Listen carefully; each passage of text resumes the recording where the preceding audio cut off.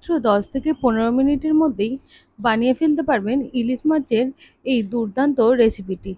চলুন তাহলে রেসিপিটি কিভাবে বানাবেন সেটা দেখে নেওয়া যাক। সর্ষে ইলিশ বানানোর জন্য প্রথমে আমি এখানে একটু টক দই নিচ্ছি। এটা সম্পূর্ণ অপশনাল, যেহেতু আমার সর্ষেতে অ্যালার্জি রয়েছে সেই কারণেই আমি টক দইটা নিচ্ছি এবং আপনাদের সঙ্গে শেয়ার করলাম যাদের সর্ষেতে অ্যালার্জি রয়েছে তারা যাতে সর্ষেটা নির্দ্বিধায় খেতে পারেন। প্রথমে আমি 4 চামচ সর্ষে নিচ্ছি আর 1 চামচ টক দই নিয়েছিলাম। এর মধ্যে 2 চামচ দিয়ে দিচ্ছি পোস্ত বাটা। সবগুলোকে খুব ভালোভাবে মিক্সড করে নেব। আবারও বলছি, টক দইটা কিন্তু অপশনাল, চাইলে আপনারা পুরোটাই সর্ষে দিয়েও করতে পারেন।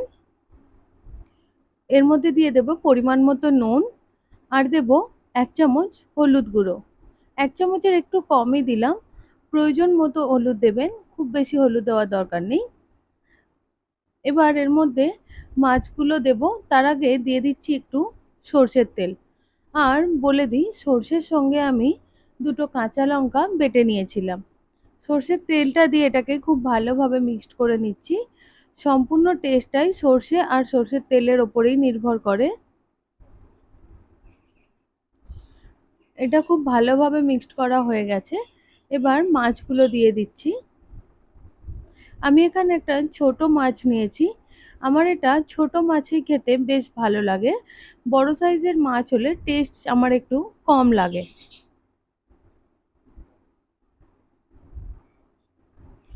মাছগুলোকে সর্ষের সঙ্গে খুব ভালোভাবে মিক্সড করে নিচ্ছি। আর এটা মাছের একটা নাক নিয়েছিলাম আমি। খুব ভালোভাবে মিক্সড করা হয়ে গেলে এটার ওপর থেকে 2টো চেরা কাঁচা লঙ্কা দিয়ে দেব। আর চাইলে ওপর থেকে আরেকটু সর্ষের তেল দিয়ে দিতে পারেন। এবার পাশেই আমি একটি কড়াইতে জল ফুটতে দিয়েছি। জলটা সম্পূর্ণ ফুটে গেলে তার মধ্যে টিফিন বক্সটা দিয়ে 5 থেকে 7 মিনিটের জন্য ঢাকনা দিয়ে দিলেই রেডি হয়ে যাবে সর্ষে ইলিশ। ভিডিওটি ভালো লেগে থাকলে লাইক, কমেন্ট, শেয়ার এবং সাবস্ক্রাইব করতে ভুলবেন না। দেখা হচ্ছে পরবর্তী ভিডিওতে। ততক্ষণের জন্য বাই।